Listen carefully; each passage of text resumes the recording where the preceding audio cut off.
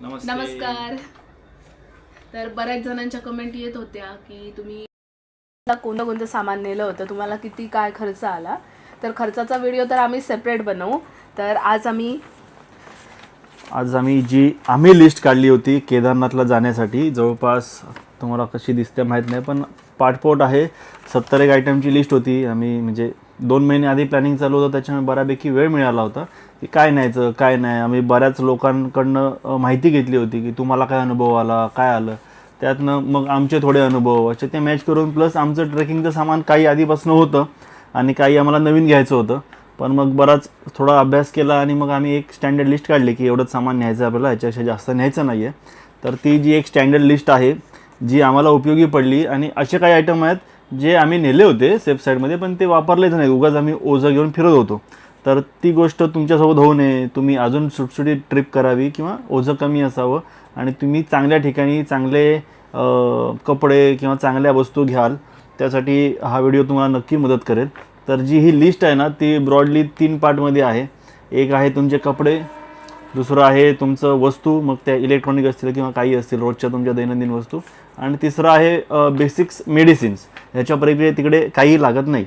तर मला वाटतं कपड्यांची सुरुवात आपण ह्याच्यापासून करू, कारण बायकांचं तेच मेन असतं, कपडे कपडे कपडे. 10 दिवसाचे कपडे म्हटल्यावर 2-4 बॅगा भरतात आणि मग कळतं की आपल्याला एकच बॅग न्यायची आहे केदारनाथला. पण आम्हाला रेस्ट्रिक्शन होते, कारण आम्हाला फ्लाईटने पण जायचं होतं आणि तिथे लिमिट्स असतं. त्याच्यामुळे जे काही आम्ही एक्स्ट्रा सामान केलं म्हणजे काढलं होतं, त्याच्यात पण आम्ही बरंच सामान आम्ही फ्लाईटचं रिस्ट्रिक्शन आहे ते आमच्याकडे आदल्या दिवशी आलं. म्हणजे आमची आदल्या दिवशी फ्लाईट ठरल्यामुळे असं आम्ही म्हटलं की अरे हे अलाउड नाही करणार फ्लाईटमध्ये किंवा प्रॉब्लेम येऊ शकतो. मग आम्ही ते चाकू बिकू जे होते ते आम्ही ड्रॉप केले की म्हटलं ठीक आहे आता काय गरज नाही. आणि लिटरली आमचं असं झालं होतं की फ्लाईटमध्ये हेच चालेल का, फ्लाईटमध्ये ते चालेल का. सागर नुसतं विचारून यायला विचारून हे करत होते की, कारण मी आतापर्यंत जेवढं फ्लाईट नाही गेलो, ऑफिस ट्रिप झाल्यात, मग काय आपण जेवढ्याच तेवढं नेतो.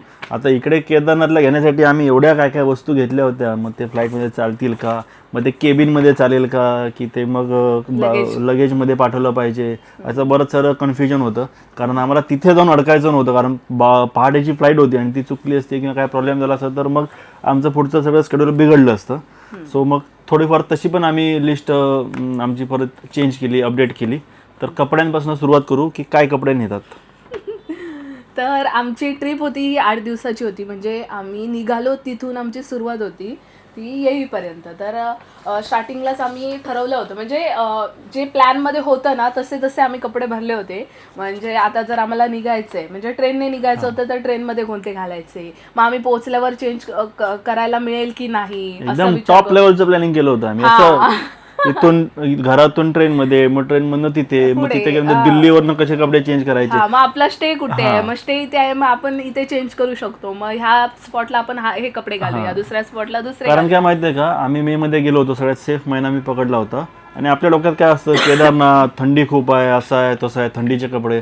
पण तिथे सिनेरिओ वेगळा असतो. ज्यावेळी तुम्ही दिल्लीत पोहोचता, म्हणजे मेच्या सीझनमध्ये, त्यावेळी दिल्लीत प्रचंड गरमी असते. दिल्ली ते हरिद्वार जाईपर्यंत गरमीच असते, म्हणजे इथल्या मुंबईपेक्षा जास्त गरमी असते, 40 आणि अबाव असतं टेम्परेचर. आमचा व्हिडिओ बघितलाच असेल आम्ही. मग तिथे एकदम लाईट सुती कपडे घालायला लागतात, ते पण घेऊन जायचे होते. तर ते थोडा आधी अभ्यास केला होता आम्ही वेदरचा. तर मी तुम्हाला थोडक्यात सांगतो, जर तुम्ही 2 धाम यात्रा करणार असाल किंवा नुसतं केदारनाथ जरी करणार असाल, तरी तुमचं एक ओव्हरऑल शेड्यूल आहे ना हेच राहतं. मुंबईवरनं पहिला तुम्हाला दिल्लीला जावं लागतं, म्हणजे नॉर्मल जर तुम्ही ट्रेनने जाताय किंवा फ्लाईटने जाताय. फ्लाईटने तुम्ही देहरादूनला पण जाऊ शकता, पण तुम्ही चाललाय की धरून चालला की मुंबईवरनं एक सर्वसामान्य ट्रिप, आमच्यासारखी मिडल क्लास लोकांची ट्रिप आयोजित केली आहे तुम्ही. तर मुंबई ते दिल्ली प्रवास होतो. दिल्लीवरनं तुम्ही जाता हरिद्वारला, हरिद्वारवरनं गुप्तकाशीला. इथपर्यंत तुम्हाला नॉर्मल सुती असे साधे कपडे घालावे लागतात, कारण मेमध्ये अजिबात थंडी नसते. तुम्ही दिवाळीत जाणार असाल तर तुम्ही वॉर्म कपडे घेऊन जा सोबत. ओके. त्याच्यानंतर मग गुप्तकाशीवरनं केदारनाथवरनं गुप्तकाशी, इथे तुम्हाला नॉर्मल कपडे आणि थंडीचे कपडे दोन्ही कपडे लागतात. तिथून परत मग जोशीमठ, बद्रीनाथला जाणार असाल तर जोशीमठ, मग बद्रीनाथ, मानागाव, ऋषिकेश, पंचप्रयाग, हरिद्वार, इथे सगळे नॉर्मल कपडे चालतात. बद्रीनाथला खूप थंडी असते, केदारनाथ आणि बद्रीनाथला तुम्ही जाल ना, तर बद्रीनाथ पासून मानागाव एक 2-4 किलोमीटरच आहे. तिथून, त्याच्यामुळे ते तिथलं टेम्परेचर सेमच असतं. म्हणजे तुम्हाला थंडीचे कपडे तुम्ही जे घालणार आता तेच आम्ही मे तुम्ही- महिन्यात जरी गेलो होतो तिथे बर्फ पडत होता आणि एक्स्ट्रीम लेवलचे म्हणजे -3 -5 पर्यंत तिथे टेम्परेचर होतं. हा, बद्रीनाथ आणि मानागावमध्ये. त्यामुळे तुम्हाला थर्मल जॅकेट, जे काही कानटोपी, हातमोजे ते सगळं लागणारच. ओके. हा, तर आपण असं थांब ना, प्रॉपर सुरुवात करूया ना. म्हणजे आता कपड्यांचं आम्ही सांगतो आम्ही काय काय नेले होते. हां, तर तुम्ही हे आपलं ट्रॅव्हलिंगचे तुम्ही तुमच्या कम्फर्टनुसार तुम्ही घालू शकता. जेव्हा आपण गुप्तकाशीवरून सुरुवात करतो. नाही, आम्ही पहिलं हरिद्वारला गेलो होतो. हरिद्वारला संध्याकाळी आरती असते. जे तुमच्याकडे खूप वेळ असेल, तुम्हाला आरती अटेंड करायला मिळणार असेल, तुम्हाला चांगलं फोटोशूट करायचं असेल, तर तुम्ही एखादा कुर्ता जो स्मॉल, म्हणजे मी जेंट्सचं सांगतो, एखादा कुर्ता, शॉर्ट कुर्ता किंवा लॉंग कुर्ता तुम्हाला जे कम्फर्टेबल असेल ते तुम्ही घेऊन जाऊ शकता, जेणेकरून तुमचे चांगले फोटोज वगैरे तिथे गंगा आरतीला वगैरे तुम्ही घेऊ शकता किंवा व्हिडिओज. लेडीज मध्ये खूप छान असा ड्रेसच घालून जा. सिंपल ड्रेस, म्हणजे चांगला डिसेंट ड्रेस, गंगा आरतीला शोभेल असं तुम्ही घेऊन जाऊ शकता. तिथून मग तुमचा बराचसा वेळ केदारनाथला जाईपर्यंत ट्रॅव्हलिंगला जातो. कम्फर्टेबल लूज पॅन्ट्स, कारण ते एवढं 10-20 तास गाडीमध्ये बसायचं म्हणजे तुम्ही मांडी घालणार, तुम्ही पाय वर करणार, खिडकीला पाय टेकवणार, तर ते तुम्हाला लूज पॅन्ट, लूज शर्ट्स आणि एक स्वेटर किंवा शाल वरती ठेवून द्यायची, म्हणजे वरच्या बॅगमध्ये, हँडी बॅगमध्ये. बाकी सगळं लगेजमध्ये ठेवायचं. आणि आम्ही एक चांगली गोष्ट केली ती म्हणजे आम्ही पिलो नेले होते. नेक पिलो जे येतात, आता इथे आसपास जवळ नाहीत माझ्या, पण जनरल तुम्ही माहिती असतं असं नेक पिलो असतो, ते तुम्ही घ्या. माझ्याकडे ऑलरेडी होती, फ्लाईटने जात होतो त्याच्या मी ती घेतली होती. कारण 7-8 तास 9-10 तास तुम्ही जेव्हा ट्रॅव्हलिंगमध्ये असता त्यावेळी तुमची मान प्रचंड दुखते. कितीही कम्फर्टेबल गाडी असेल तरी ती सिटिंगच असते. भले ती पुशबॅग असली तरी सिटिंगच असते. स्लीपर काय बस किंवा तिकडे काय जात नाहीत. नेक पिलोने मान आपली अशी एकदम स्टडी राहते, त्यामुळे आपल्याला त्रास होत नाही आणि झोपायला जमतं. आणि त्याला एक अजून ऑप्शन होतं, म्हणजे माझ्याकडे एक नेक पिलो होती, ती या महाशयांनी ढापली. मग मी काय केलं, मी ते रेल्वे स्टेशनला जे आपल्याला 50 रुपये 40 रुपयाला उशा मिळतात बघा, हवा भरायच्या, एअर कुशनच्या उशा असतात ट्रॅव्हलिंगसाठी, पिलो असतात. त्या पिलो आम्ही 2 घेतल्या होत्या मी जाताना स्टेशनला. मग मी ते फुगवले होते नेक पिलो, आणि ती इकडे ठेवायचो आणि ते नेक पिलो म्हणजे ती खिडकीला साईडला अशी ठेवून तुम्ही असं झोपू शकता. थोडीशी हवा कमी भरायची, जास्त भरली तर हे होत नाही, त्यामुळे असं कम्फर्टेबल मस्त आहे की झोपता येतं. नेक पिलो आपले ती एअर कुशन जे ट्रेनमध्ये मिळतात त्या घ्या, त्या मस्त हवा काढली की बॅगेत राहतात, चपट्यावरून पाहिजे त्यावेळी फुगवा. तर हे खूप कॉस्टली नाही म्हणत, कॉस्ट फ्री पण नाही म्हणू शकत, काय म्हणायचं याला, low budget. Low budget solution आहे ते. एकदम नेक पिलो 500-600च्या खाली येत नाहीत. चांगली नॉर्मल घेतली तर 250 पासून पण आहेत, बट ते मग घेऊन उपयोग नाही. आणि चांगल्यातली घ्याल तर मग त्या 500च्या रेंज मध्ये आहे, तर त्याला ऑप्शन ही एअर कुशन आहे. पण ते घेऊन जा, नक्की घेऊन जा, हे लागतं. फालतू सामान वाटतं आपल्याला, पण हे लागतं. आणि नंतर आपलं हे सुरू झालं केदारनाथ ट्रेक ना. केदारनाथ ट्रेक नाही, आता आम्ही कपड्यांपासून व्यवस्थित प्रॉपर चालू करतो की आम्ही काय नेलं होतं ते. तर आम्ही इनरवेअर हेच मी सांगतो, थोडं मी एक्सप्लेन करतो. इनरवेअर जे आपले असतात, दिसला मी वाच, त्याला लाल गोल केले आम्ही, कारण तेच कपडे सगळ्यात महत्वाचे आहेत. जे तुमचे इनरवेअर्स आहेत ते तुम्ही म्हणाल मी तिकडे धुतो, सुकत घालतो इकडे तिकडे आणि वापरतो, असं काही होत नाही. प्रचंड थंडी असते, सुकत नाही, ते ओले राहतात. ओले कपडे तुम्ही घातले तर तुमचे प्रवासात काय हालत होतील सांगू शकत नाही, कारण ते सुकतच नाही तिकडे, एवढं थंड वातावरण असतं. एकदम सॉफ्ट आणि कम्फर्टेबलच घेऊन जा. Comfortable innerwear. आता आम्ही जवळपास 8 दिवस होतो ना, आम्ही सरळ 8 सेट घेऊन गेलो. म्हणजे आम्ही बाकी कशावर खर्च केला नाही कपड्यांवर, इनरवेअर नवीन भरपूर घेतले होते आणि ते घेऊन गेलो होतो. त्याच्यानंतर नंबर येतो स्वेटरचा. आता स्वेटर बद्दल तू सांग.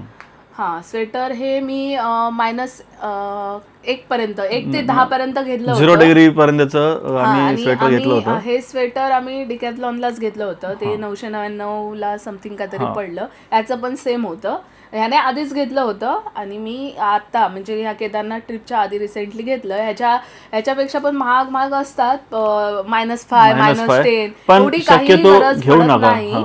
जे नॉर्मल आहे ना, म्हणजे 1 ते -10 पर्यंत ते इनफ आहे. मी तर म्हणतोय माझं जे आहे आणि हिचं पण आहे ना, ते 0 डिग्री सहन करणारं आहे.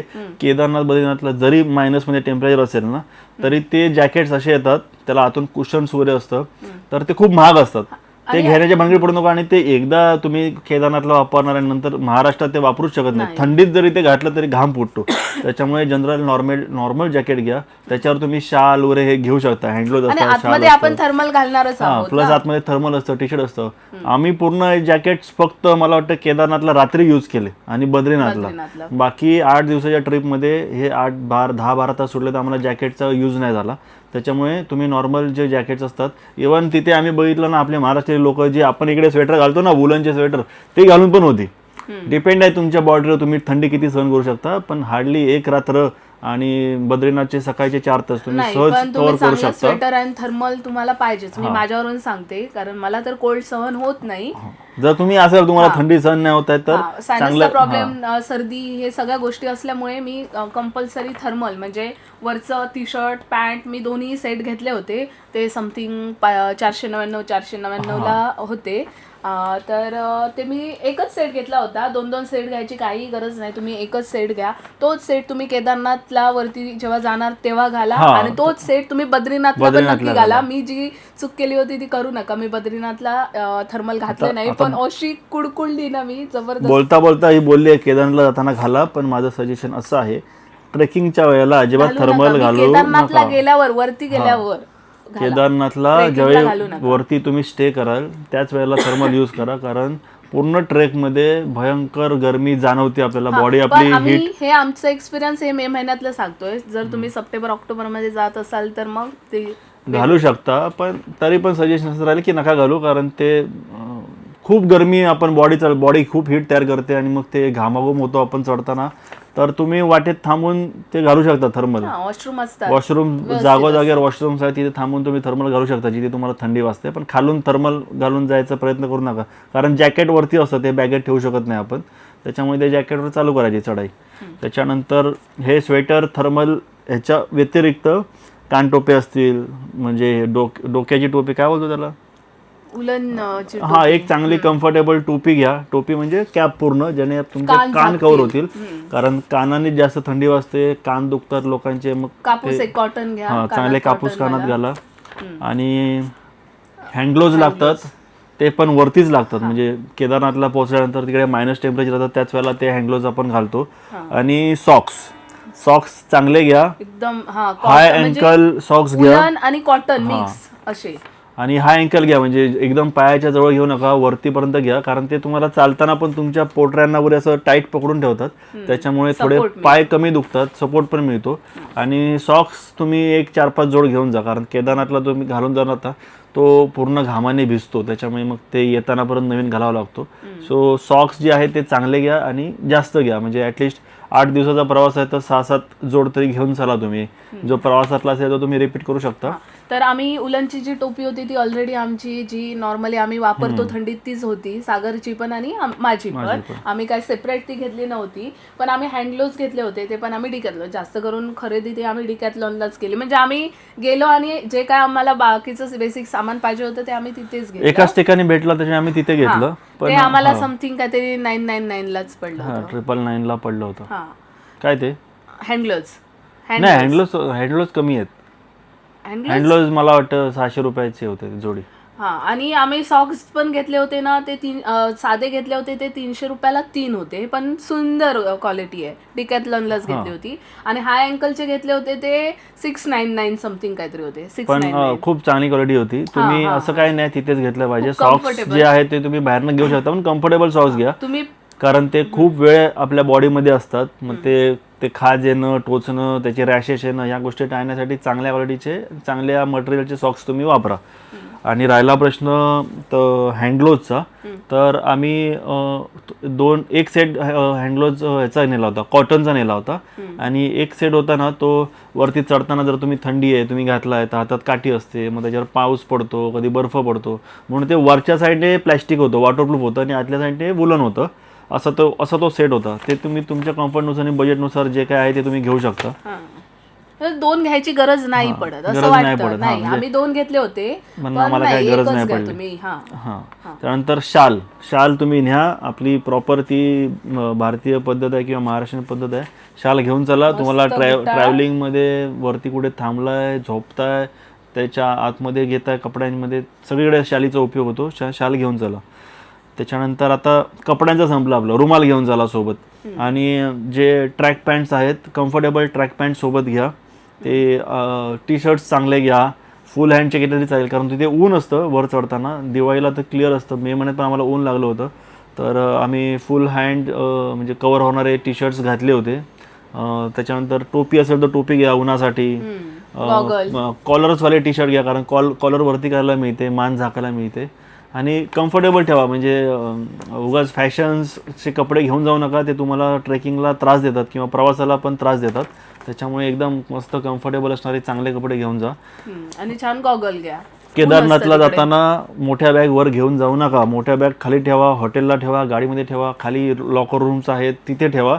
आणि एक छोटी बॅग एक्स्ट्रा न्या. म्हणजे आम्ही 65 लिटरची मोठी बॅग घेतली होती आणि 5-5, 10-10 लिटरच्या पाठीवरच्या छोट्या बॅग होत्या. त्याच्यामध्ये आम्हाला केदारनाथला वरती राहण्यासाठी जे कपडे आवश्यक होते, म्हणजे एक शाद नेली होती, पाण्याची बॉटल नेली होती, वरती जाऊन चेंज करण्यासाठी एक कपडे नेले होते, एक जोड इनरवेअर एक जोड नेला होता, आणि टॉवेल. बस एवढ्या छोट्या गोष्टी घेऊन आपल्याला केदारनाथला जायचं आहे. त्याच्यामुळे छोट्या म्हणजे कॉम्पॅक्टेबल छोटे टी शर्ट, छोट्या ट्रॅक पॅन्ट्स वगैरे असं घ्या. उगाच जीन्स वगैरे असं घेऊन तिकडे जाऊ नका, खूप वजन होतं आणि आपण घालत पण नाही. हां. त्याच्यानंतर आता आपण येऊ, आमची जी मेन आम्हाला सगळ्यात जास्त साथ दिली ती आमची ट्रेकिंग स्टिक. तर ट्रेकिंग स्टिकचं म्हणजे जो ट्रेकिंग पोल म्हणतात त्याला, म्हणजे असं तुम्ही गेलात तर आम्ही डिकेथलॉनमध्ये घेतलेला होता, कारण आम्ही आधीच घेतलेला होता, कारण सागरला ट्रेकिंग करायला आवडतं. सागरनी बरेच गड वगैरे केले. चांगला टायटेनियमचा रॉड घ्या. 1000-1500च्या आसपास मिळतो तो, 1100-1200च्या. आणि तोच घ्या. मी असं म्हणतोय की मी वाटेत बऱ्याच जणांची ट्रेकिंग पोल तुटताना पाहिलेत, कारण वर चढताना तर ठीक जातो आपण, पण उतरताना आपण पूर्ण पाय आपले थरथरत असतात, कारण 10-12 तासापूर्वी आपण चढून गेलो असतो. उतरताना आपण पूर्ण वजन त्या स्टिकवर देत होतो. ते बऱ्याच जणांच्या स्टिक वाकल्या, तुटल्या. ते स्टिक तुटल्यामुळे लोकं पडली. त्याच्यामुळे लोकल दुकानातनं वगैरे घेऊ नका. चांगल्या स्पोर्ट्सची दुकानं असतात, एक तर तिथे घ्या, अदरवाईज डिकेथलॉनला घ्या, पण ट्रेकिंग पोल चांगला घ्या. आणि ज्यांचं लो बजेट आहे, ज्यांना 1000-1200 रुपये घालायचे नाहीत, जे वन टाईम जाणार आहेत किंवा जे एजेड लोक आहेत, जे ट्रेकिंग करत नाहीत, त्यांनी हे घ्यायची गरज नाही आहे, कारण तिथे चांगले बांबू मिळतात. बांबूच्या 4-5 फुटाच्या चांगल्या काठ्या मिळतात, 30-40-50-60 रुपयापर्यंत मिळतात. त्या तुम्ही यूज करा. यूज अँड थ्रो असतात आणि ते इको फ्रेंडली आहे. तेच तुम्ही घेऊ शकता. मी तर म्हणतोय तुम्हाला नसेलच खर्च करायचं तर तेच घ्या. इथून उगाच ते ट्रेकिंग पोल अर्धा किलोचा न्यायची तुम्हाला काही गरज नाहीये. नको इन्व्हेस्टमेंट, ही इन्व्हेस्टमेंट नकोच. उगाच 1000 रुपये फुकट घेण्यात काही पॉईंट नाही. तिथेच मस्त बांबू मिळतात, ते घ्या. त्यांची ग्रिप पण चांगली असते. आणि ठीक आहे, त्या लोकांचा बिझनेस होतो, बेचाऱ्यांना उत्पन्न मिळतं 30 रुपये 40 रुपयाने, तर तेच तुम्ही वापरा. त्यानंतर चप्पल घेऊन जा. आपण शूज नेतो ट्रेकिंगसाठी म्हणून आणि फसतो. चप्पल पिशवीत घाला, एखादं स्लीपर बॅगेत टाकून घेऊन जा. सगळीकडे तुम्हाला उपयोगी पडतं. तुम्ही दर्शनाच्या लाईनमध्ये जाताय, तुम्ही एवढे चांगले 1000, 1500, 2000चे ट्रेकिंग शूज हरवतात. केदारनाथला शूज गेलेले आहेत, केदारनाथ बद्रीनाथ. त्याच्यामुळे शूज गाडीत ठेवा. ट्रेकिंग झाल्यानंतर तुमच्या टेंटमध्ये ठेवा. हे बघा, शूज तुम्ही फक्त ट्रेकिंगला घालणार आहात आणि बद्रीनाथला घाला, कारण थंडी असते तिकडे. त्याच्यामुळे 2च दिवस तुम्ही ते शूज घालू शकता. बाकीचा जो काही प्रवास आहे किंवा बाकीचं जे काय आहे, तेव्हा तुम्ही ते तुमचं चप्पलच घाला. चांगलं सॉफ्ट स्लीपर घ्या. एकदम साधे 100 रुपयाचे स्लीपर घेऊन गेला तरी चालेल. सॉक्स घालायचे, स्लीपर घालायचे. ते गेलं तर दुःख राहत नाही. शूज गेले तर भयंकर दुःख राहतं. एवढं महागाचे. आणि आम्ही शूज पण डिकेथलॉन मधूनच घेतले होते. ते समथिंग 1500 होते. बेसिक सगळ्यात कमी लेवलचे गेले होते, पण ते 1500 ला होते. वॉटरप्रूफ घेऊन गेलो नव्हतो, कारण आम्हाला पाऊस तर काय मिळालाच नाही. आम्ही पॉन्चो पण घेऊन गेलो होतो, त्याचा पण काय आम्हाला उपयोग झाला नाही. खूप जण सांगतात वॉटरप्रूफ शूज घ्या, पाऊस पडतो, बर्फ पडतो, पण माझं असं आहे की तिथे पाणी असतंच. तुम्ही सांभाळून चाललात तर काय भिजायला होत नाही. आणि बघा, तुम्ही साधे शूजवरनं वॉटरप्रूफ शूज घेत ना, एकदम 1000-1500 प्राइस वाढते. त्याच्यापेक्षा तिथे जाऊन तुम्हाला ते प्लॅस्टिकचे कवर्स पण मिळतात 100 रुपयाला जोडी, केदारनाथच्या आसपास. तुम्ही ते यूज करू शकता. पण आम्हाला काय गरज पडली नाही. मध्ये पाऊस पडला, काय पडलं, डझंट मॅटर. पाऊस पडल्यानंतर आपण छत्री घेतो, रेनकोट घालतो, कुठेतरी दुकानात थांबतो. त्याच्यामुळे एवढं गरज पडत नाही. म्हणजे उगाची इन्व्हेस्टमेंट करायची गरज वाटत नाही मला. त्यानंतर काय लिहिले, नी कॅप. माझे गुडघे डॅमेज आहेत, 2-3 वेळा ॲक्सिडेंटमध्ये आपटले आहेत, फ्रॅक्चर होते, सगळं होतं. त्याच्यामुळे मी नी कॅप घेऊन गेलो होतो. ज्यांना त्रास आहे त्यांनी नी कॅप न्या, ज्यांना त्रास नाही त्यांनी पण न्या. कारण भरपूर ट्रेकिंग आहे, थंड असतं, आपण कधीतरी पडलेलो असतो तर त्या थंडीत ते दुखणं चालवतं. त्याच्यामुळे एल्बो कॅप काय नी कॅप असेल जे काय तुमचं असेल ते कमरेचे बेल्ट जे काय ते घेऊन जा. कारण काय बोलतात फिटनेसची आपण तडजोड नाही करू शकत. तिथे गेल्यावर नंतर माझा पाय दुखतो, मी बसतो अर्ध्यावर वगैरे असं काय करू शकत नाही. त्याच्यानंतर चालू झालं आहे आमचं हे चाकू बिकू आम्ही अवॉइड केलं होतं. त्याच्यानंतर आता मेडिसिनचं चालू झालं आहे. तर सगळ्यात जास्त मेडिसिनचा वापर हिने केला आहे, त्याच्यामुळे आता तीच सांगेल. आम्ही मेडिसिन घेऊन गेलो होतो तापाची, एकतर म्हणजे डोलो घेऊन गेलो होतो, दुसरं म्हणजे हे काय मोशन सिकनेस. मोशन सिकनेस म्हणजे उलटीची गोळी, आणि जवळजवळ मी ते अख्खं पॉकेट एक संपवलेलं ट्रिप आहे. नेली होती 20ची, येपर्यंत ती संपली, वाटेत परत घ्यावी लागली. कारण मला तर बाबा मोशन सिकनेसचा त्रास आहेच, आणि भरपूर तिकडे रस्ता जो आहे चिंचोळा आहे आणि खूप घाट आहेत, त्याच्यामुळे लागतं. त्यामुळे मी दिवसाला 8 दिवस प्रवास आहे, 8 दिवस सकाळी प्रवास, संध्याकाळी प्रवास, सकाळी प्रवास, संध्याकाळी प्रवास. त्याच्यामध्ये त्या सहज संपतात. आणि एक गोळी काही दिवसाला पुरत नाही. सकाळी एक घ्यावी लागते, दुपारी जेवल्यावर एक घ्यावी लागते, संध्याकाळी प्रवास असेल तर तो घ्यावी लागते. नाहीतर आपला पूर्ण प्रवास सगळा घाण होऊ शकतो. त्याच्यामुळे आम्ही फास्ट बोलतो कारण आमची बॅटरी संपत आली. त्यानंतर तुम्ही सर्दीच्या गोळ्या घ्या. बऱ्याच जणांना सर्दी खूप फास्ट होते. मी बाबा सर्दीची गोळी घेऊन गेली होती, आणि त्यामध्ये पण मी असं साधी घेऊन गेली होती. म्हणजे मेडिकल वाल्याला सांगितलं होतं झोप वगैरे गुंगी वगैरे येणार नाही ना, हाय एंड गोळ्या घेऊ नका, जास्त पावरच्या गोळ्या घेऊ नका. प्रवास करायचा असतो, आपण दमलेलो असतो. हार्डली आपल्याला 4 तासच मिळू शकते, 2 ते 4 तास. त्याच्यावर झोप झाली नसते, त्यात ही गोळी घेऊन मग तुम्ही उठणार नाही. आणि बाकीची जी काय झोप आहे ना ती तुम्हाला गाडीतच कम्प्लीट करावी लागेल. त्याच्यानंतर फूड पॉयझन, तसं आम्हाला काही गरज लागली नाही पॉयझनची. शक्यतो कमीच खा, खूप भूक लागते पण जे मिळते ते खा, चांगलं खा आणि कमी खा. पोटभर कुठे जेवू नका. कारण पोटभर जेवू नका, कारण ऑलरेडी भरपूर रस्त्याचा प्रवास आहे, तुम्हाला त्रास होतो, झोप झाली नसते, ते अपचन होतं, बरेच मग गोष्टी चालू होतात. त्याच्यामुळे कमी पोट नेहमी कमी उपाशीच ठेवा, काय फरक पण नाही पडत. मला एकतर उलटीची गोळी लागली, त्यानंतर सर्दीची लागली आणि डोलो पण लागली. कारण आम्ही जेव्हा तिकडे केदारनाथला ट्रेक करून गेलो ना, तेव्हा आम्हाला थोडीशी कणकण आणि असं थोडंसं फिवर सारखं झालं होतं. त्याच्यामुळे आम्हाला 1-2 डोलो गोळी लागली, आणि एक गोळी आम्ही अर्धी घेतली. अर्धी घेतली आम्ही. त्याच्यामुळे जास्त डोलो झाला. आयडेक्सचा स्प्रे, मूवचा स्प्रे, कोणता पण घ्या, स्प्रे न्या किंवा ट्यूब न्या, जे तुम्हाला कम्फर्टेबल आहे, जे बजेटमध्ये ते न्या. कारण चालून पाय दुखतात, मग जरा मारला की जरा बरं वाटतं. आम्ही आयडेक्स घेऊन गेलो होतो, ते काय आम्ही वापरलं नाही. कुठे ते लावत बसणार, आम्ही स्प्रे मात्र वापरला. स्प्रे घेतला, मारला, पटपट संपला विषय. स्प्रे मात्र घेऊन जा, तो घेऊन जा. कापूर घेऊन जा, कारण वरती ऑक्सिजन कमी पडतो आणि ते तुम्हाला कळत नाही की आपलं डोकं का दुखतंय, आपल्याला मळमळतंय का. तर ह्या सगळ्याचं कारण असतं ऑक्सिजन. तुम्हाला थकल्यासारखं वाटतं, 2 पावलं चाललं की डोळे जळजळतात, ड्राय होतात, डोकं जड होतं. तर हे सगळं ऑक्सिजनच्या कमीमुळे होतं. त्याच्यामुळे तुम्ही कापूर घेऊन जा. तो कापूर टाकायचा रुमालामध्ये आणि थोडा ओढत श्वास घेत चालायचा. खूप जण सांगतात ऑक्सिजनचे सिलेंडर घ्या, बाटल्या घ्या, त्या काही गरज नाही पडत. जिथे तुम्हाला वाटेल ऑक्सिजन कमी पडतोय तिथे थांबा, थोडा वेळ आरामात रेस्ट घ्या. आपल्याला काय तिथे शर्यत लावायची नाहीये की आम्हाला 4 तासात केदारनाथला पोहोचायचंच आहे वगैरे, असं काही नाहीये. तुम्ही बाकीचे लोक 6 तासात जातात, तुम्ही 8 तासात जा. 8 तासात जातात, तुम्ही 10 तासात जा. मी तर म्हणतो थांबा, 12 तास 15 तास जा. जीव महत्वाचा आहे आपला, दर्शन तर होणारच आहे आपलं, जिवंतवर जाणं महत्वाचं आहे. त्याच्यामुळे थांबत जा. ऑक्सिजन सिलेंडर उगाचं नेऊ नका, 500-600 रुपये खर्च होतं, शिवाय त्याचं वजन 1-1.5 किलो वाढतं. कापूर न्या, बरं वाटतं, चाला. 100 आम्ही 100-150 मीटर थांबत गेलोय. 100 मीटर चालायचो, 10 मिनिटं. सगळ्यात महत्वाचं जे आहे ना ते इलेक्ट्रॉल, ORS, त्याच्यानंतर आपण कोणती एनर्जेल, ग्लुकॉन-डी, ग्लुकोज पावडर, हे 100% न्या. 5-6 पॉकेट तरी घेऊनच जा. कारण आपण आपण यात्रेमध्ये जास्त करून आपण पाणीच पितो, तर ते 1 लिटर पाण्याची जी बॉटल असते त्यामध्ये टाका आणि सिप करून प्या. पाणी पितो म्हणजे प्यावंच लागतं. तिथे ताण लागते, तुम्हाला आपल्याला कळत नाही ताण लागली, असं घसा सुकतो, काही वेगळंच होतं. पाणी पित राहायचं, कारण तिथे बॉडी डिहायड्रेट होत असते. ऊन नसलं तरी बॉडी डिहायड्रेट होत असते, आपल्याला कळत नाही. घाम येत नाही, पण ते असं तिथे वातावरण ड्राय आहे, त्याच्यामुळे म्हणजे ट्रेकिंगचं म्हणतोय. वरती केदारनाथला परत ह्युमिडिटी खूप आहे, खाली जी आहे ह्युमिडिटी नाही आहे, त्याच्यामुळे तुमचं घाम येत नाही, पण अंगातनं पाणी जात असतं. त्याच्यामुळे थोडं पाणी प्यावं लागतं.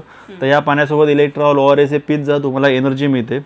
त्यानंतर हे विक्स, आम्ही पेन किलर नेली होती, कारण जनरली थंडीत गेल्यानंतर ना बऱ्याच जणांच्या दाढा, कान हे दुखायला लागतं प्रचंड, किंवा जुनं काही दुखणं असेल, फ्रॅक्चर्स असतील, जॉईंट्स पेन असतील तर ते दुखतात, म्हणून पेनकिलर नेली होती, पण आम्हाला काय घेण्याची वेळ आली नाही. हा विक्स लागतो कारण तिकडे सर्दी हे होते ना. ज्यांना सवय असते ना अशी करायची अशी त्यांना ते विक्स शिवाय जमत नाही, त्यांना ते रोज रात्री लावावं लागतं. त्याच्यानंतर छोटी मोठी बँडेड पट्टी वगैरे घेऊन जा. आम्हाला नाही लागली, पण कोणाला शूज लागू शकते, कोणी पडेल काय. जनरली शूज नवीन लोक घेऊन जातात, स्लीपर्स असतं, ते सॉक्स लागतात, त्याच्यामुळे मग तिथे लावायला पायाला बोटांना बँडेड पट्टी 4-5 आपल्या पॉकेटमध्ये ठेवा. ते काही जास्त वजन होत नाही आणि जागा पण घेत नाही. मोस्ट इम्पॉर्टंट सनस्क्रीन बोल. नाही तू पण. तिथे ऊन खूप असतं, आपण हाईटला असतो, त्याच्यामुळे UV रेज खूप जास्त असतात, त्याच्यामुळे चांगलं सनस्क्रीन घेऊन जा. मानेला, तोंडाला, हाताला सनस्क्रीन लावा. सनस्क्रीन, बॉडी लोशन आणि रात्री झोपताना बॉडी लोशन लावा. आणि सगळ्यात महत्वाचं म्हणजे ते ओठांचं काहीतरी घेऊन जा. Lip balm. आमचे ओठ फुटून वाट लागली होती पुरी. डेंजर झालं होतं. लिप बाम तर तुम्हाला कंपल्सरी लागणारच लागणार. आणि आता माझा घासा बसलाय, त्याच्यावर मला आठवलं की स्ट्रेप्सिल्स पण घेऊन जा, कारण पाणी आणि जेवणाच्या फरकमुळे ना तुमचा घासा लगेच पकडतो. तिथे स्ट्रेप्सिल्स घेऊन जा चांगले, म्हणजे किंवा काही चांगल्या गोळ्या घेऊन जा, चॉकलेट्स घेऊन जा, ज्याच्यामुळे घसा तुमचा त्यानंतर मी लिहिलं होतं मेकअपचं सामान. 42 नंबरचं मेन आहे मेकअपचं सामान. अजिबात उपयोग होत नाही. तुमच्या डोळ्याला डोळा नसतो, पायाला पाय.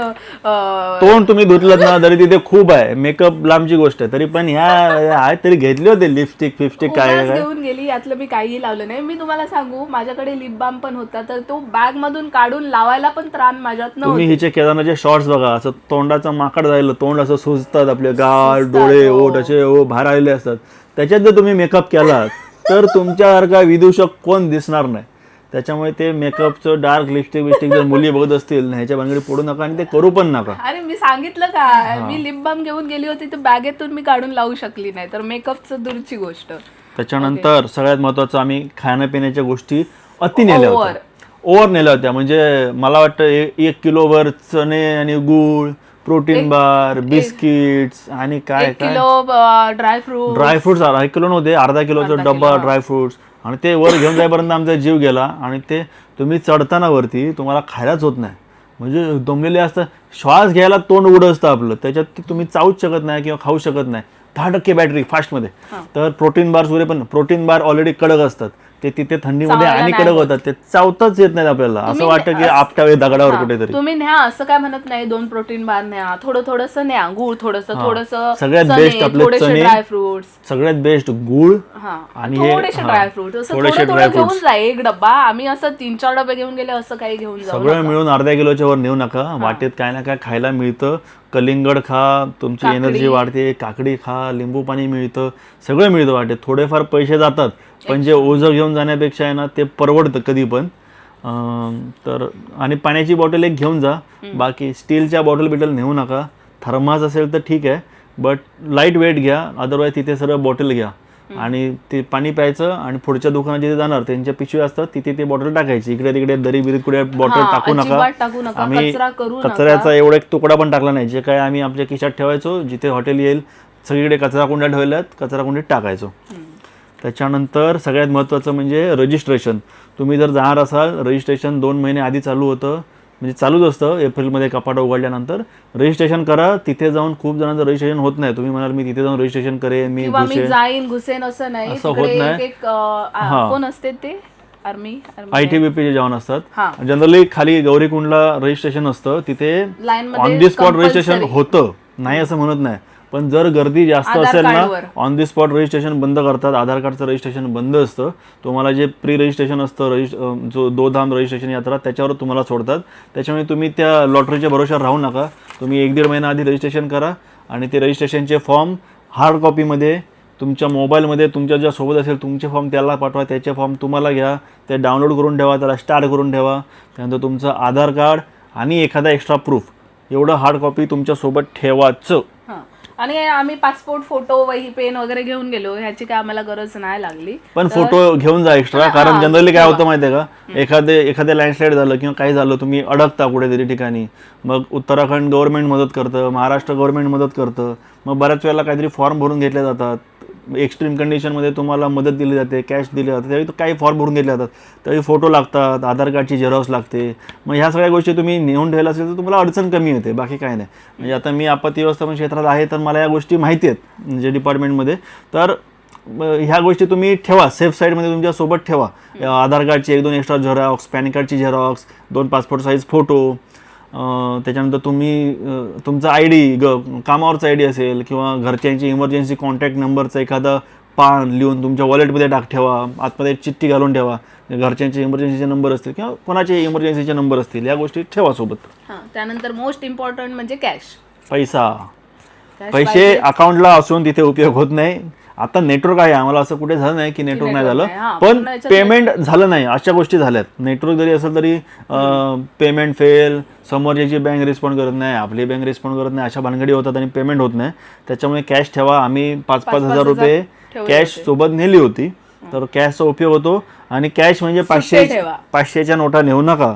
तुम्ही केदारनाथला जाताय, बद्रीनाथला जाताय, तुम्हाला 1.5-2 महिने आधी माहिती असतं, तुम्ही बँकेत जा, 100 रुपये किंवा 200 रुपयाचेच बंडल सोबत घेऊन जा. 5,000 रुपये 500च्या नेला चालतील, पण 5,000 रुपये सुटे घ्या, कारण ते खूप अडचण होते मग पुढे जाऊन. त्याच्यानंतर हे झालं आपण सांगितलं. बॅग, छोटी बॅग एक न्या, मोठी बॅग एक न्या. छोटी बॅग एक्स्ट्रा न्या वरती ट्रेकिंगसाठी. आम्ही प्लास्टिकच्या पिशव्या नेल्या होत्या, म्हणजे जी उलटीची गोळी खातो ती बेअसर झाली आपल्यासमोर, तर ते उलटी करायसाठी प्लास्टिकच्या बॅग नेल्या होत्या 5-6 घेऊन गेली. आणि मी सांगतोय डस्टबिन बॅग असतात ना, जे बाहेर 20 रुपये 30 रुपयाला जे बंडल्स मिळतात गोल, ते एक बंडल घ्या, ते घेऊन जा. डस्टबिन बॅगचा उपयोग तुम्हाला उलटी करायला पण होतो, तुमचे ओले शूज ठेवायला होतो, तुमचे स्लीपर चप्पल बॅग ठेवायला होतो, त्यानंतर ओले कपडे ठेवायला होतो. अचानक पाऊस आला तर काय सोबत काय सामान असेल त्याच्यात घालून ठेवता येतं. तसं डस्टबिन बॅगचा उपयोग भरपूर ठिकाणी होतो. कचरा भरून ठेवता येतो, प्रवासादरम्यान उचलला की कचरा टाकला खाली, तर त्याच्यामुळे डस्टबिन बॅगचे पॅकेट मिळतं 30 रुपयाचं, ते अख्खं तुम्ही घेऊन चला. आणि बाकी आमचे इक्विपमेंट होते जे काही होते. पॉवर बँक मी नेली होती आणि पस्तावलो होतो, पण आमचं नशीब चांगलं होतं की पॉवर होती, तिथे सगळीकडे पॉवर होती. पॉवर बँक 20,000 mAh ची मी नेली होती, कारण माझ्याकडे कॅमेरा होता, दोघांचे मिळून 3 मोबाईल होते. सो मी मोठी पॉवर बँक नेली होती, पण गरज नाही 20,000 mAh ची. 10,000 mAh ची पॉवर बँक वगैरे तुम्ही घेऊ शकता. आम्ही सेफ याला गेलो होतो आणि आमच्या टेंट मध्ये पण लाईट होती, पण मी पण होऊ शकतं, काहीतरी आपत्ती येऊ शकते, लाईट जाऊ. आम्ही आलो आणि त्याच्यानंतर 2 दिवसांनी पाऊस झाला, पहिल्या दिवसात लँडस्लाईड झाली आणि केदारनाथमध्ये लाईट नव्हती 1 दिवसभर, आणि खाली मधल्या रुटीनमध्ये 2 दिवस लाईट नव्हती. त्याच्यामुळे तुम्ही पॉवर बँक न्या, सोबत न्या, पण खूप मोठी नेऊ नका. 10,000-1,000 mAh ची पॉवर बँक्स न्या. आणि पॉवर बँकवर लिहिलं असतं की ते फ्लाईट्समध्ये काही पॉवर बँक अलाउड असतात, काही नसतात, तर ते एकदा चेक करा. आणि फ्लाईटमध्ये तुमच्या वरती म्हणजे लगेजमध्ये नाही, केबिन बॅगमध्ये पॉवर बँक तुम्ही नेऊ शकता, तर न्या पॉवर बँक. पण शक्यतो छोटी पॉवर बँक न्या, उगाच मोठी हेवी पॉवर बँक घेऊन जाऊ नका. आपले चार्जर घ्या सोबत. एखादी USB चांगली असेल तर USB केबल घ्या, कारण तुम्ही ट्रॅव्हलिंगमध्ये गाडीमध्ये USB स्लॉटच असतात आणि ते टाईप A असतात कायम. त्याच्यामुळे तुमचं जर तुम्ही iPhone युजर असाल तर टाईप C to C तुमचं USB असतं, ते तिथे काम करत नाही. त्याच्यामुळे type A to C he USB cable सोबत एक्स्ट्रा घेऊन जा, ती सगळीकडे तुम्हाला वापरायला मिळते. आणि जास्तीत जास्त तुम्ही जेव्हा हॉटेलमध्ये असाल ना, तेव्हाच तुम्ही मोबाईल चार्ज करून घ्या. बरोबर. त्याच्यानंतर आम्ही ते मोबाईल ड्रेन होतो म्हणून पेपर फॉईल नेली होती, ॲल्युमिनियम फॉईल, पण आम्हाला कुठे त्याचा यूज करावा लागला नाही. एवढी बॅटरी ड्रेन होत नाही, कारण तुम्ही खिशात किंवा जॅकेटमध्ये ठेवलेलं असतं, त्याच्यामुळे मोबाईल राहतो उबदार. उगाच ते पेपर फॉईल मध्ये जातो तेव्हा काय आपण नेट काय चालू करून आपण थोडी काय स्क्रोलिंग करत असतो. नाहीच ना. शक्यतो तुमचं मोबाईलचं डाटा ऑफ ठेवा. वाटेत सोशल मीडियाचा वापर हे ते सगळं टाळा. आम्ही हार्डली मला वाटतं खाली असताना एकदा फोटो पोस्ट केला, त्याच्यानंतर आम्ही पूर्ण आमचा मोबाईलचा डाटा बंद होता. घरच्यांना पण एकदा सकाळी संध्याकाळी फोन करायचो. आणि आम्ही जेव्हा तिथे पोहोचलो तेव्हा आम्ही व्हिडिओ कॉल करण्यासाठी म्हणून आम्ही वापरला तेवढाच. धरून चला की सगळं सुरळीत चालणार आहे, पण एक पकडून धरा की कधी पण तिथे इमर्जन्सी येऊ शकते, कधी पण लँडस्लाईड होते, कधी पण लाईट जाते, कधी पण पाऊस येतो, बर्फ पडतो. त्याच्यामुळे 8 दिवस तुम्हाला तुमचा मोबाईल जपायचा आहे. 8 दिवस तुम्ही तुमची बॅटरी सेव्ह करा. 8 दिवस सोशल मीडियापासून दूर राहा. 8 दिवस मोबाईल स्क्रोलिंग दूर ठेवा. गाणी ऐकणं, व्हिडिओ बघणं हे करणं बंद करा. कारण कधी इमर्जन्सी आली आणि तुमची मोबाईलची बॅटरी नसेल, कारण गाडी अडकली, गाडीची चावी बंद केली की तुमचं चार्जिंग होत नाही, ड्रायव्हर गाडी चार्जिंग करायला देणार नाही. त्याच्यामुळे ह्या गोष्टी तुम्ही सांभाळा. मोबाईलची बॅटरी कधी पण लागते आपल्याला. जोपर्यंत आपण हॉटेलला पोहोचत नाही तोपर्यंत आपली बॅटरी सेव्ह ठेवा. हॉटेलला गेला की पहिला मोबाईल चार्ज करून घ्यायचा. ही गोष्ट सांभाळा. त्यानंतर आपल्या म्हणजे बाकीच्या गोष्टी, साबण, टूथपेस्ट, ब्रश, ह्या सगळ्या बेसिक गोष्टी तुम्ही घेऊन जा. ते पण छोटे साबण घ्या, छोटी कोलगेट घ्या, ब्रश घ्या, छोट्या छोट्या गोष्टी घ्या. इथे काहीतरी एक राहिलं होतं वाटतं. नाही चालेल. बाकी काही नाही. बऱ्याचशा गोष्टी आम्ही घेतल्या. ह्याच्या पलीकडे आम्हाला काही लागलं नाही. ह्याच्यातलं पण जे आम्ही नेलं होतं ते पण सगळे वापरले नाही. इव्हन आम्ही कपडे पण सगळे नाही वापरले. कारण कसं असतं, जनरली मी मुलींचं सांगतो, एवढं मस्त मस्त टॉप घेऊन जातात. टॉप, जॅकेट्स, काय काय काय काय म्हणतात त्याला, मला आता माहीत नाही. आणि तिथे गेल्यानंतर डोक्यात टोपी, इकडे काहीतरी तोंडाला रुमाल बांधलेला, हातात सॉक्स, इथे काहीतरी वरती जॅकेट, ते जॅकेट खालीपर्यंत, खाली शूज, तुमचे कपडेच दिसत नाहीत. 8 दिवस तुमचे सगळे वरती शाल अशी घेतलेली, त्याच्यामुळे 8 दिवसात तुमचे जे चांगले कपडे आहेत ना त्यांचं दर्शनच होत नाही. त्याच्यामुळे तुम्ही म्हणाल मी जायच्या आधी चांगले 10-20 हजाराची खरेदी करते किंवा 4-5 नवीन कपडे घेते, काही घेऊ नका. दर्शनाला जाणार, जिथे फोटो काढायचे आहेत तिथे फक्त तुम्ही जॅकेट आहे ना 5 मिनिटासाठी काढता, फोटो काढता, परत जॅकेट घालता. तिथे फक्त म्हणजे मेन हरिद्वार, केदारनाथ, बद्रीनाथ देवळात जाणार त्या दिवशी घालायसाठी चांगले कपडे न्या. ते पण बाकी काय एक्स्ट्रा नेऊ नका. प्रवासात तर तुम्ही, मी म्हणतोय जमतील ते घरातले कपडे घाला, कारण पूर्ण मळून जातात. त्या सीटवर आपण असे लोळत असतो अक्षरशः आडवे तिडवे. आणि मेन म्हणजे ना आपण घेऊन जातो की केदारनाथला वरती सगळं घेऊन जातो, पण तिकडे एवढं थंडगार बर्फाचं पाणी असतं आणि तिकडे तुम्हाला आंघोळीला म्हणजे आता टेंट असला तर एकच सार्वजनिक असा वॉशरूम वगैरे असतो, तिथे भरपूर लाईन असते. त्याच्यामुळे तुमचा कधी नंबर लागणार, थंड गार पाण्याने आंघोळ करावी लागणार. तिथे गरम पाणी मिळतं, पैसे देऊन गरम पाणी मिळतं, पण ते कधी तुम्ही गरम पाणी घेऊन जाणार वॉशरूमच्या लाईन मध्ये, ते पाणी 5 मिनिटात पाणी थंड होतं. तिथे भानगडीत पडू नका आंघोळीच्या. देवाला पण माहिती आहे काय सिच्युएशन आहे, त्याच्यामुळे काय रागवत नाही देव. तुम्ही आंघोळ करून आम्ही रात्री 1 वाजता बाहेर पडलो, मी 12:30 वाजता आंघोळ केली आणि आम्ही बाहेर पडलो. आणि दुसऱ्या दिवशी दुपारी संध्याकाळी दर्शन घेतलं. म्हणजे 24 तासात आम्ही फ्रेश होतो, आंघोळ केलेली होती. दुसऱ्या दिवशी सकाळी उठलो आणि वाट्याला लागलो खाली ट्रेकिंगला. त्याच्यामुळे काही आंघोळीचा प्रश्न आला तोंड पण धुतलं नाही. मी तोंड धुतलं नाही, एवढं गार थंड होतं आणि मला तापाची कणकण होती. मी तोंड धुतलं. -मध्ये टेम्परेचर होतं पण तोंड धुतलं मी. त्यावर बऱ्याच जणांनी कमेंट केली आहे की ऋषाली तुझं फेस खूप फनी दिसतंय, जोकर सारखं दिसतंय. ते तुम्हाला तिथे गेल्यावर कळेल काय फनी आहे ते. तिथे जाऊन डोकं बधीर असतं, -मध्ये कळत नाही. तर असं आम्ही सामान, कणकण होती, सर्दी होती, ताप आलेला होता, त्यात झोप नाही होती, सकाळी 4 वाजता डोळे उघडून असं होती. आणि ते बिचारे माझ्या सबस्क्रायबर भेटले म्हणून मी व्हिडिओ काढला. तर असा ओव्हरऑल आमची समरी ही होती की आम्ही काय घेतलं, कुठून घेतलं आणि अंदाजे आम्ही त्याच्या किमती पण सांगितल्या. मी म्हणतोय तुम्ही सामान कुठूनही घ्या, पण बघा तुम्हाला ट्रेकिंगमध्ये तुमच्या पूर्ण जे महत्त्वाचं आहे ते आहे तुमचे इनरवेअर, कारण ते खूप वेळ तुमच्या अंगामध्ये असतात. त्याच्यामध्ये चांगल्या क्वालिटीचे घ्या, कॉटनचे घ्या. ट्रेकिंग तुम्हाला 12 तास 15 तास चालायचे आहे, त्यामुळे चालताना पायाला, मांडीला किंवा आतल्या बॉडी पार्टला ते सगळं घासतं, त्याच्यामुळे ते चांगल्या क्वालिटीचेच घ्या. दुसरी गोष्ट आहे सॉक्स आणि शूज हे चांगले घ्या, कारण ते पायात असतात. आणि हाय अँकल शूजच घ्या, कारण तिथे पाय ट्विस्ट होतो. पायऱ्या आहेत, पायऱ्या म्हणजे काय, दगड लावून पायऱ्या बनवल्या, त्याच्यामुळे ते दगड असे आहेत, तुमचा पाय पटकन असा होतो, त्यामुळे घसरायला पण होतं. हाय अँकल असेल तर ते तुमच्या पायाला होल्ड करतात, तुमचा पाय मुरगळत नाही. तुम्ही लक्षात घ्या, एवढ्या 1000 फूट उंचीवर तुम्ही जाताय, एवढे 8-10 किलोमीटर चालणार, तुमचा पाय मुरगायला तुम्हाला डोलीशिवाय पर्याय नाही. तुम्ही घोड्यावर चढू शकत नाही, चढूच शकत नाही घोड्यावर पाय मुरगायला घेऊन, कारण तो हायटेड असतो घोडा. आणि डोलीवाले तर अर्ध्यावरनं जर तुम्ही डोली केली 10,000च्या खाली तुमच्याकडनं घेणार नाहीत. घोडे ठीक आहे, 4-5 हजार घोडे मिळतील, पण डोली आणि पिट्टू 10,000च्या खाली घेणार नाहीत. त्याच्यामुळे आपलं जे ट्रेकिंग करताय सांभाळून करा. घोडे येत जात असतात, थांबा, आपल्याला काही घाई नाही. घाई नसते, ढकलणार आणि निघून जाणार. घोड्यावाले ढकलत नाही. जनरली घोड्याचं कसं असतं, घोडा त्याच्या हिशोबाने सरळ चालतो, पण घोड्यावर जी माणसं बसलेली असतात ना, त्यांचे पाय, त्यांच्या बॅगा हे आपल्याला आपटून जातं, कारण घोडा त्याच्या शरीरानुसार चालतो आणि घोड्याची काय चुकी आहे असं मला वाटत नाही. आम्ही आता एवढं ट्रॅव्हलिंग मध्ये बघितलं ना की घोड्याने बाबा कोणाला तरी उगाच हे केलंय किंवा घोड्याने लात मारली आहे किंवा उगाच ढकललंय असं तर नाही. आम्हाला घोडा त्याच्या हिशोबाने चालत असतो, पण बऱ्याच वेळेला असं असतं की रस्ताच नसतो आणि मागून मारत असतात, शेपटी ओढत असतात. आपल्याला कळतं थांबायचं नाही थांबायचं. घोड्याचं काय, घोड्याचं ऑब्जेक्ट एकच असतं की चालायचं, थांबलो तर पाठनं फटके भेटणार, त्याच्यामुळे ते चालत असतात. त्याच्यामुळे तुम्ही थांबा थोडं. घोडे म्हणजे ते गाढवा आहेत ऍक्च्युली, पण तिथे तुम्ही हेच, हुशार बना. हेच, हा, गाडवार तुम्ही गाडवार का वागू नका तिथे. कारण आपण माणूस आहे, आपण थोडं थांबा, आणि थोडं सगळ्यात डेंजर म्हणजे ते डोलीवाले, कारण डोलीवाले असे 4 हे घेऊन जातात ना, आणि त्यांचे ते त्यांचे आडवे ते- खांब असतात ना, ते बाहेर ते असतात. जरा टर्न मारला ना आणि तुम्ही इकडे आहात तर तुम्हाला तो जो काठी आहे ना ती ते अशी आपटते. आपटूनच माझ्या जाते. खांद्याला आपटली, त्याच्या पायाला खांद्याला आपटली, दोन्ही वेळेला. आणि ते भयंकर आपटतं आणि थंडीत नंतर दुखतं ते. त्याच्यामुळे चालताना स्वतःची काळजी स्वतः त्यांना घ्या. जागा द्या, त्यांना जाऊ दे. सेफ जागा बघत बघत चाला. म्हणजे काय झालं आपल्याला तर काही आपण घाई नाहीये. कुठे सेफ थांबू शकतो, काय थांबू शकतो ते टप्प्यात बघा.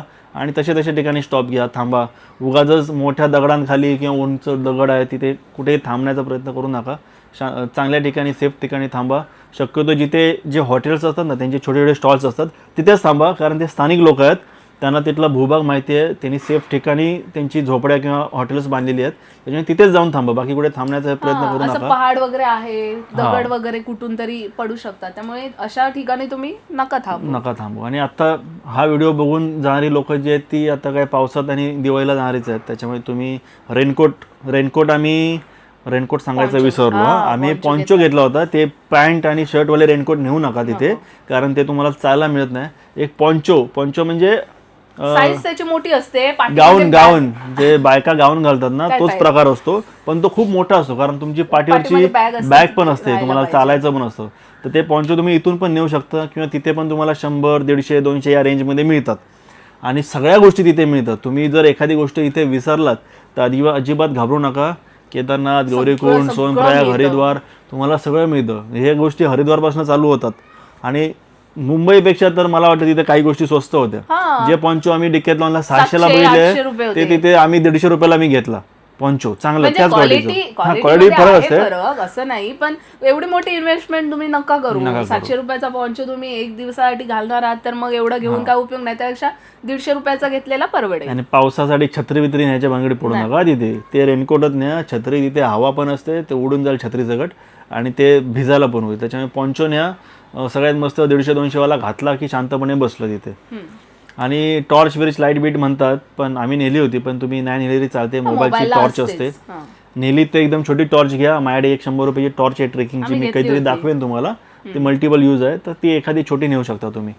बाकी विशेष असं काही न्यायची गरज आम्हाला अजून तरी वाटली नाहीये. तिथे गेल्यानंतर पण आम्हाला वाटली नाही. जनरली जे सांगितलं ते शूज, थर्मल, दिवाळीत जे जात आहेत त्यांनी थर्मल आणि जॅकेट चांगले घेऊन जा. तिथे पाऊस असतो, बर्फ असतो, त्याच्यामुळे शूज चांगले घ्या. ट्रेकिंगवाले शूज घ्या. धावण्याचे रोजचे घरातले शूज नेऊ नका. आणि ते शूज ना तुम्ही आधी यूज करा. थोडे यूज करा, घाला, चाला, कम्फर्टेबल करा. आणि चांगले ग्रीप असणारे शूज घ्या. मी म्हणतोय तुम्ही डेकॅथलॉनचे नाही घेतले, साधे शूज जरी घेतले ते चालतील, नाही असं नाही, पण त्याला चांगली ग्रीप बघा. कारण तिथे जे दगड आहेत ना पायऱ्यांचे, ते एवढी शेकडो वर्ष चालून चालून गुळगुळीत पॉलिश सारखे झाले, तसे ओट्याचे असतात तसे, त्याच्यानं पाय घसरतात. त्याच्यामुळे चांगले. आणि एक नंबर थोडासा जास्त घ्या, जेणेकरून तुम्हाला आपले जे पायाची नखं असतात ना त्याच्या पुढे अजून अर्धा किंवा 1 इंच जागा राहील एवढे शूज घ्या. कारण उतरताना आपली नखं पुढे आपटतात त्या शूजच्या टोला, आणि मग ते नखं आत जाऊन जाऊन पूर्ण पाय सुचतो, आपला नखं दुखतात. तर ते हे टाळायचं असेल तर एक साईज मोठा शूज घ्या, किंवा शूज तुमचे असेल तर पुढे जागा असेल तर वेल अँड गुड. ओके, आम्हाला तर वाटतं की बरे सगळे म्हणजे आम्ही जेवढे पॉइंट कव्हर केले आहेत. तुम्हाला वाटत असेल की ह्याच्या व्यतिरिक्त जे काय असेल तर तुम्ही मेसेज करू शकता, कमेंट करू शकता. आम्ही रिप्लाय देऊ, नाहीतर मग रिप्लाय दोघे रिप्लाय द्या. नाही, मी ही बिझी असते पुढचे व्हिडिओ बनवत. मी सगळ्यांना रिप्लाय द्यायचा प्रयत्न करते. मी कधी कधी रिकामी बसून कमेंट वाचत असतो, मग बऱ्याच जणांना मीच रिप्लाय देतो, हे वापरा, ते वापरा. आणि ज्यांना बीपीचा त्रास आहे, हार्टचा त्रास आहे, शुगरचा त्रास आहे, शुगरचा ठीक आहे, शुगर लो होते तर तुम्ही वाढवू शकता. पण जे बीपी वाले आणि हार्टवाले आहेत त्यांनी डॉक्टरांशी कन्सल्ट करा. कारण तुम्ही चालता 100 मीटर चालले तरी तुमचं हार्ट आहे ना, माझं फुटायचं बाकी होतं, कानाबिना तसे आवाज येतात, कानात ठकठाक ठुकठुक असं ऐकायला येतं. श्वास फुलतो, दम असा म्हणजे धाप लागते अक्षरशः. त्याच्यामुळे ज्यांना हार्टचा बीपीचा त्रास आहे त्यांनी आपल्या डॉक्टरशी बोला, किंवा तिथे गेल्यानंतर सर हेलिकॉप्टर, मेडिसिन्स तर घेऊनच जा सोबत, पण तुम्ही सर मग घोडा पिट्टू हे सगळं करा आणि दर्शन घ्या. चालायच्या भानगडीत पडू नका. आणि दुसरा आता आम्ही अजून एक व्हिडिओ घेऊन येणार आहोत, म्हणजे कशी कशी सोय आहे, म्हणजे घोड्यावरून जायची कशी, पिट्टूवरून काय त्यांची प्राइस, हेलिकॉप्टरची प्राइस काय आहे. आणि असं तुम्ही म्हणू नका की सर्वसामान्यांना हेलिकॉप्टर परवडत नाही. आम्ही चौकशी केली तरी कमी, अरे एवढे कमी प्राइस आहेत हेलिकॉप्टरचे, म्हणजे पुढच्या वेळेला मी गेलो तर फक्त असं एक जस्ट अनुभव म्हणून हेलिकॉप्टरने जायचा आमचा प्लॅन आहे. नक्कीच. म्हणजे जे सगळ्यात शॉर्ट डिस्टन्स हेलिकॉप्टर आहे ते परवडण्यासारखं आहे, तर ते तुम्ही करू शकता. म्हणजे ते सगळा खर्चाचा व्हिडिओ आम्ही घेऊन येऊ, एक स्वतंत्र व्हिडिओ घेतो. हा. आणि आम्हालाही किती खर्च लागला काय ते म्हणजे सगळं टोटल आम्ही त्या खर्च व्हिडिओत म्हणजे सांगू. ठरल्यापासून ते पॅकेज कितीचं होतं, कपडे कितीचे लागले, सामान एक्स्ट्रा कितीचं घेतलं, तिथे खायला प्यायला किती लागले, हे त्यानंतर सगळं आम्ही तिथे हॉटेलच्या प्राइस काय आहेत, अगदी चांगल्या हॉटेलच्या प्राइस काय आहेत, बेस लाईन हॉटेलच्या प्राइस काय आहेत, केदारनाथला किती खर्च येतो, ते सगळं आम्ही एक स्वतंत्र व्हिडिओ बनवू. पिट्टू घोडा याचं सगळं आम्ही कारण बघा ना, हे एवढं बडबडलो तर ही जवळपास पाऊण तासाची व्हिडिओ झाली आहे, तर खर्चाची व्हिडिओ थोडी मोठी होईल, तर ती स्वतंत्र आम्ही बनवू. तर तुमचे काही प्रश्न असेल तर नक्की कमेंट करा, उत्तर द्यायला ही तयार आहे. नाही, हा तयार आहे. माझ्यापेक्षा हा छान उत्तर देण्यात मी एक्सपर्ट आहे, प्रश्न विचारण्यात ही एक्सपर्ट आहे. obviously हा खूप छान आहे. होय का? म्हणून मी आता याला माझ्यासोबत घेऊन बसली आहे की बाबा तुझं बोलणं, तुझं एक्सप्लेनेशन माझ्या सबस्क्रायबरला आवडतो, तर मी म्हटलं की तूच आता हाच जास्त करून माझ्या व्हिडिओत दिसेल. येस. तर ठीक आहे, चला आमची 1% बॅटरी लागली आहे. आय होप त्याच्यामुळे ते व्हिडिओ काहीतरी गडबड व्हायची आधी आम्ही व्हिडिओ बंद करतो, कॅमेरा बंद करतो. आय होप हा व्हिडिओ तुम्हाला आवडला असेल, नसेल आवडला तरी आवडून घ्या, हेल्पफुल तर आम्ही पुढचा व्हिडिओ टाकणार आहे आम्ही. चला bye bye. Camera switch off होणे कधी पण स्विच ऑफ होणार आहे. Bye bye bye bye bye.